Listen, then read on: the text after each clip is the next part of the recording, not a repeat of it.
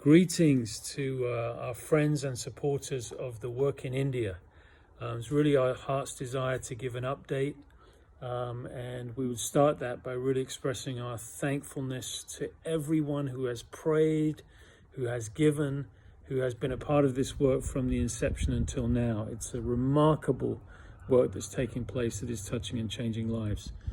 The work over there is threefold that we're involved in. First of all, there is the work with the leper colony. There's about 22 lepers or so that live on a colony. Incredibly poor circumstances. There are such needs there.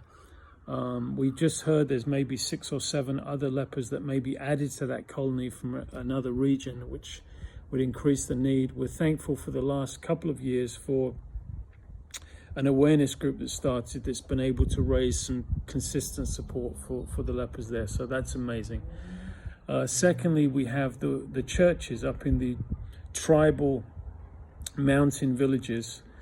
And at the beginning of the pandemic, there was probably 15 churches, and now it's up to 18 churches that are under our banner. And we've been able to raise some support now that these 18 leaders and pastors' families have some regular support each month. We're so thankful for that. And we were able to send 12 of them to Bible college up in the mountains to get some training to pastor and to teach. Again, an incredible answer to prayer. Thank you for being part of that. And then lastly, of course, the Home of Life, or the Children's Home, which is right at the center of the work in India for us, really kept on our hearts. A home of about 55 precious orphan children, street children, from the ages of about 5 or 6 up to the teenage years. The needs have continued all the way through the pandemic, as you can imagine, with prices going up, and things have been made much more difficult for them there. But they've made it through, thankfully, without anyone contracting COVID, although we did lose one brother in the leprosy colony to COVID, and many others contracted it, but pulled through.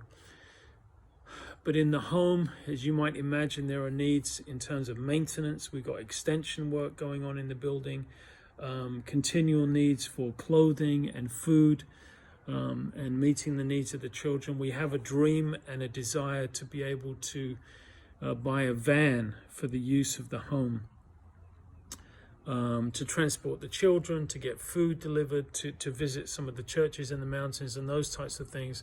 It would be incredible to hand the keys to a brand new van over to the Home of Life and to the team there. It would be a game changer for them. So we do have some contacts now that are thinking and praying about how to do fundraising to make that happen.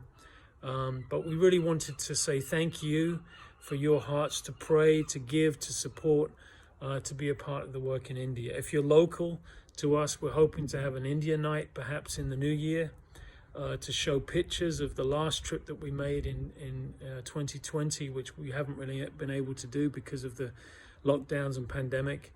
Who knows, maybe we'll get to do a trip later in 2022. Stay tuned, and we'll let you know about that.